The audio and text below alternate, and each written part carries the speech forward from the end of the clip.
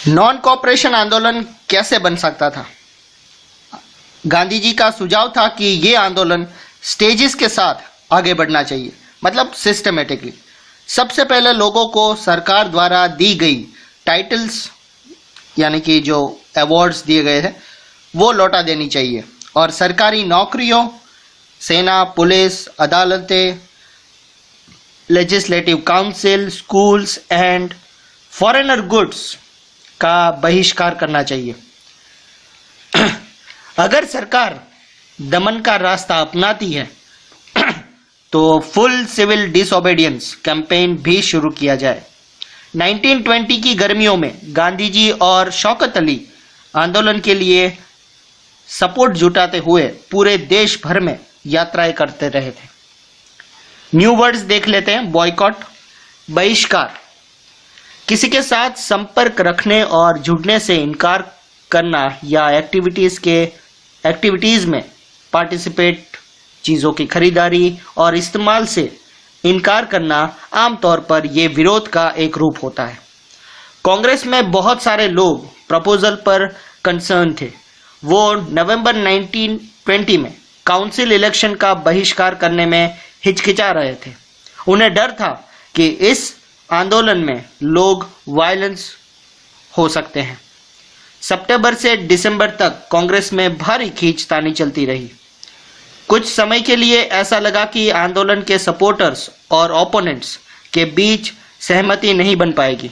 आखिरकार दिसंबर 1920 में कांग्रेस के नागपुर सेशन में एक समझौता हुआ और नॉन कोऑपरेशन प्रोग्राम पर एक यस की मोहर लगा दी गई। मूवमेंट किस तरह से आगे बढ़ी, उसमें किन लोगों ने हिस्सा लिया, डिफरेंट सोशल ग्रुप्स ने आइडियाज ऑफ नॉन कोऑपरेशन को किस तरह से समझा, फिगर 4 में देखते हैं। विदेशी कपड़ों का बहिष्कार। जुलाई 1922 विदेशी कपड़ों को western economic and cultural domination का सिंबल माना जाता था। सेकेंड पॉइंट देखते हैं, differing stands with in the movement. आंदोलन के अंदर अलग अलग धाराएं कौन सी थी? नॉन कोऑपरेशन मूवमेंट जनवरी 1921 में शुरू हुआ। इस मूवमेंट में वेरियस सोशल ग्रुप्स ने हिस्सा लिया, लेकिन हर एक की अपनी एस्पिरेशन यानी कि आकांक्षाएं थी।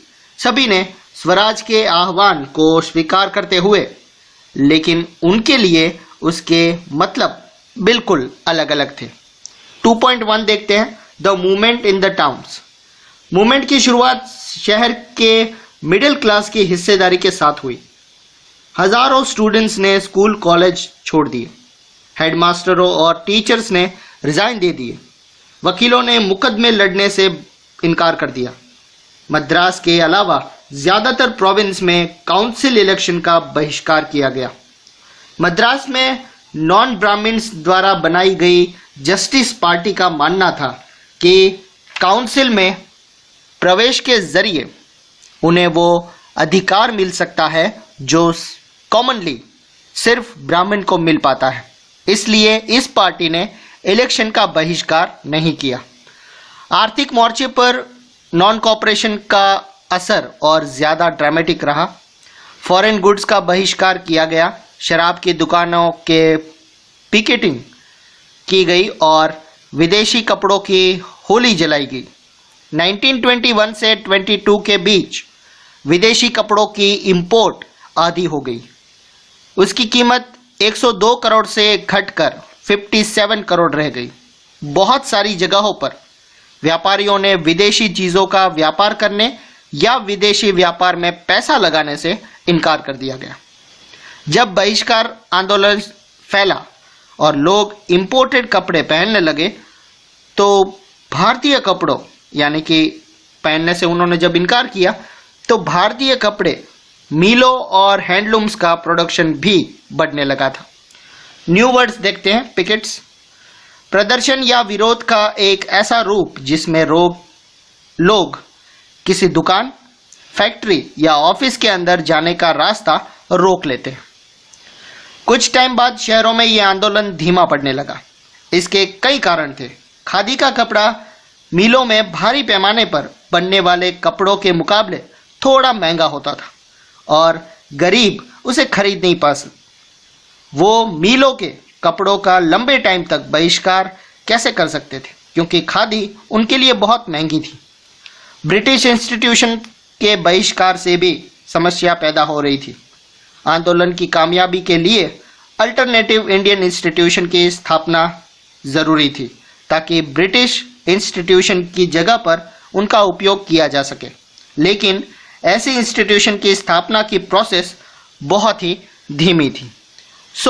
विद्यार्थी और टीचर्स यानी कि स्टूडेंट और टीचर्स सरकारी स्कूलों में वापस लौटने लगे और वकील दोबारा गवर्नमेंट कोर्ट्स में दिखाई देने लगे।